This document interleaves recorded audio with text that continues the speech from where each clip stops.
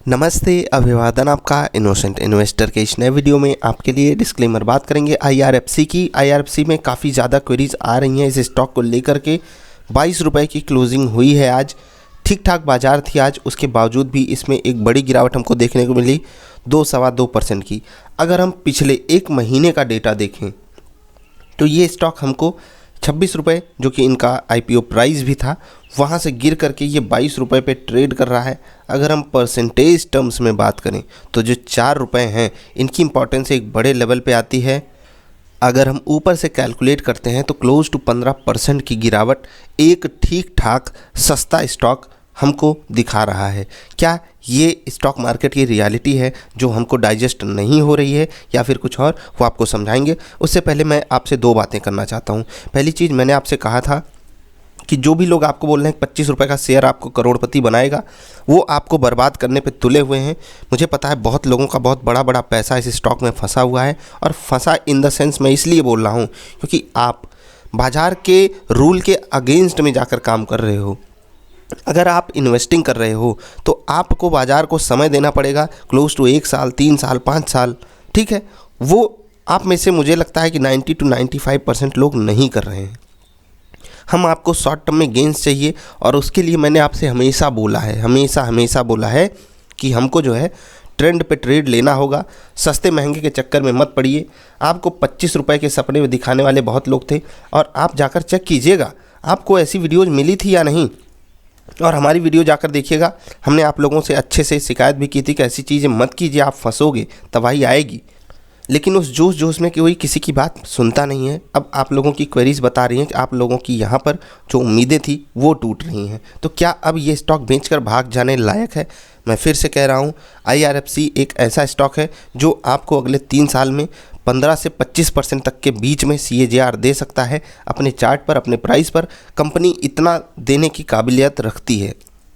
अब दूसरे टर्म्स में आप सोचिएगा कि अगर इनको स्टॉक मार्केट में लिस्ट होना पड़ा इतने कम वैल्यूएशन पे, तो उसका भी कोई कारण रहा होगा। समझ रहे हैं? बिजनेस स्कोप जो आने वाले समय में है, कंपनी सरकारी है, इन सब चीज़ों को देखकर बाज़ार में इनको सम्मान नहीं मिलने वाला था।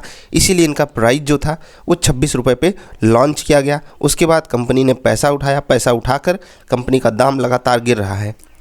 कंपनी 26 रुपये पे बाज़ार से क्या लेकर गई? पैसा लेकर गई प्राइमरी मार्केट में। सेकेंडरी मार्केट में हम आपके पास इतना कॉन्फिडेंस नहीं है कि हम आप एक दूसरे से पॉजिटिव वे में ट्रांजैक्शन कर पाएँ कि मैंने 22 पे लिया है, आपको ज़रूरत है और आप 23 पे ख़रीद लीजिए।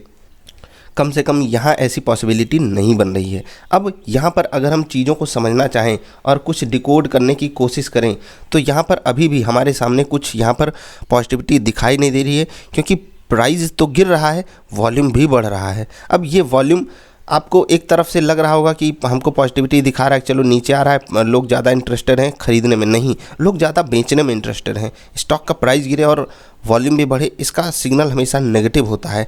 मतलब यहाँ पर इस स्टॉक में अगर ट्रेंड रिवर्सल आना है तो एक बहुत बड़ा वॉल्यूम चाहिए, मतलब किसी बड़े प्लेयर की एंट्री यहाँ पर हमको चाहिए।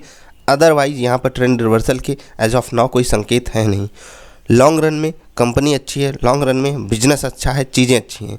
बस आपने जो गलत तरीके से स्टॉक को ख़रीदा है, गलत तरीके से, मैंने आपको हमेशा बोला है कि अगर आप मजबूरी में होल्ड कर रहे हो इस बाज़ार में, तो आज नहीं तो कल, मैं फिर से यही कहूँगा कि होल्ड करना कोई बुरी चीज़ नहीं है, लेकिन मजबूरी में होल्ड करना बहुत बुरी चीज़ है। आप मजबूरी में होल्ड कर रहे हो, उसके साथ आपको डील करना पड़ेगा, चीज़ों को समझना पड़ेगा कि मजबूरी में होल्ड करना कोई ऑप्शन होता नहीं है। आप आईआरएफसी पे हमारी पुरानी वीडियोस को ज़रूर देखिएगा, मैंने डाला था। आप वो देखेंगे तो आपको रियलिटी पता चलेगी। आप हो सकता था कि कम से कम फ्रेश बाइंग तो आप यहाँ पर नहीं करते, अगर आपको वो वीडियो पहले मिल गई होती तो। अब क्या यहाँ पर हमारे पास फ्रेश बाइंग की अपॉर्चुनिटी है? ट्रेडिंग पर्सपेक्टिव से बिल्कुल नहीं है। अगर हमारा इन्वेस्टमेंट हॉराइज़न 3 से 5 साल का है तो जी हाँ, ऊपर से ठीक ठाक गिरावट आ चुकी है। मैं फिर से कहता हूँ, 15 से 20% की गिरावट एक ठीक ठाक स्टॉक में, जिसका वैल्यूएशन 26 रुपये पे आईपीओ में आया था, उससे सस्ता आपको अभी मिल रहा है। तो यहाँ पर ऐसा तो है नहीं कि मैं आपको बाइंग के लिए मना कर दूंगा, लेकिन फिर आपका टाइम होराइजन लॉन्ग टर्म का होना चाहिए।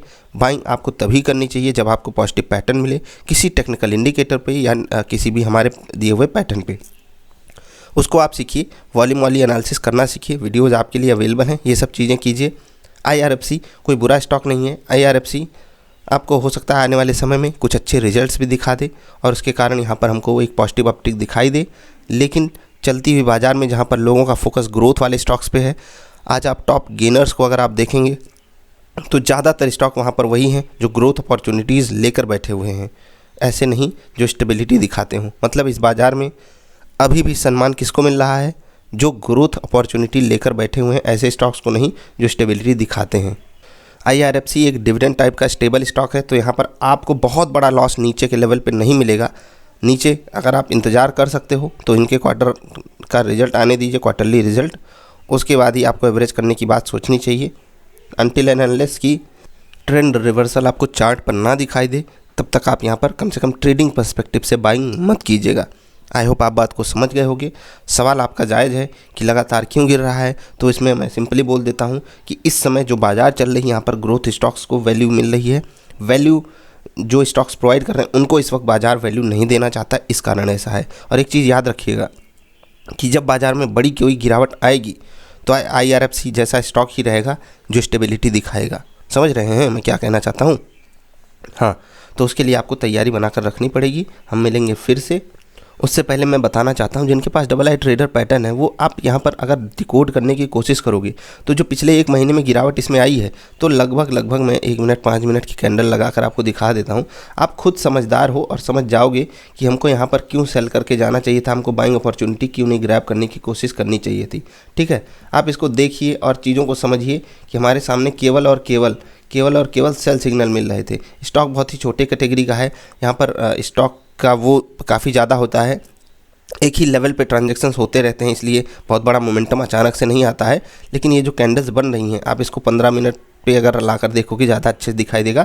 तो वहाँ पर आपके साथ डेटा जो है ठीक ठाक बनकर आ रहा है। और हमेशा आप एक चीज़ देखोगे बाज़ार में कि यहाँ पर आपको सेल सिग्नल ज़्यादा मिले हुए हैं पिछले कुछ दिनों की अगर हम बात करें। और अगर ऐसा है तो हमें क्या करना चाहिए था? हमें शॉर्ट साइड ही ट्रेड लेना चाहिए था। हम पॉजिटिव साइड का ट्रेड क्यों लें? आप देख सकते हो लगभग जिनके पास डबल आई ट्रेडर पैटर्न है वो इस चीज़ को समझ पाएंगे मैं जो कह रहा हूँ। ठीक, आप भी जाकर बैक टेस्ट कीजिएगा, कम से कम आप लोग तो मत फंसिए। ठीक, लॉन्ग रन के लिए स्टॉक को रखे रहिए। जिनका एक 3-5 साल का व्यू है वो आराम से रखे रहिए।